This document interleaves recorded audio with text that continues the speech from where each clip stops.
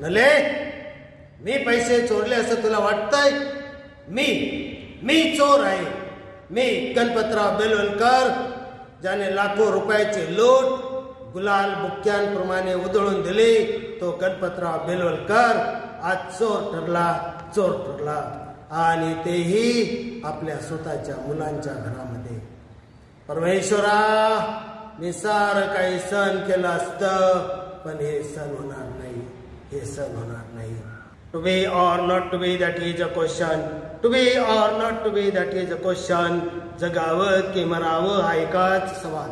या दुनियेच्या बाजाराच्या उकिरड्यावर लाचार बेशरम की आनंदानं, का उष्ट्या पत्रावळीचा तुकडा म्हणून, का फेकून द्यावी या द्याची लक्तर आणि करावा शेवट एकाच प्रारात.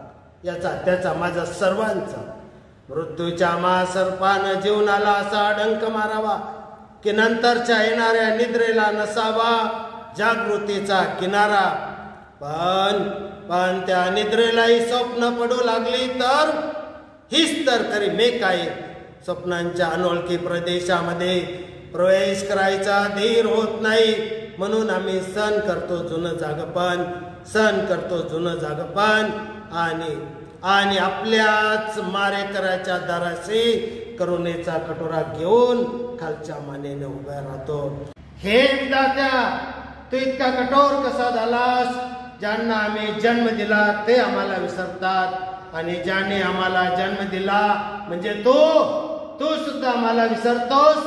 मग या विस्कटलेल्या हाडाचे सापळे घेऊन आम्ही कुणाच्या पायावर डोका दळायचं?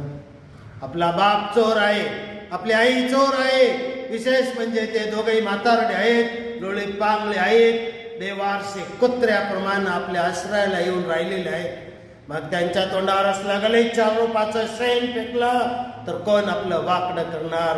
कार्टे नटसम्राट गणपतराव बेलवलकर, गणपतराव जोशांचा पटशिष्य, खाडीलकर, गडकरी, ज्यांनी या दैवताच्या पाठीवर हात ठेवला, तो हजारो रसिकांच्या कृपेनं आणि इंद्राहून भाग्यवान आणि कुबेराहून श्रीमंत असलेला हा रंग देवतेचा पुजारी.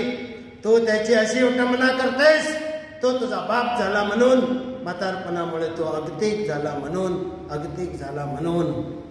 सरकार या दीड दमडीच्या कटपुतळ्यांना न्यायासनावर बसून इन्साफ मागण्याचेच नव्हे तर निरपराध म्हणून साबित व्हायची माझी इच्छा नाही. सरकार, माझ्या क्रोधाला पारावार नाही, पण मी रागवणार नाही. धड कापलेल्या डुकरागत नुसतं गटारात तडफडतोय. पुन्हा सांगतो सरकार, पुन्हा सांगतो, या अळीसमोर मी रडणार सुद्धा नाही.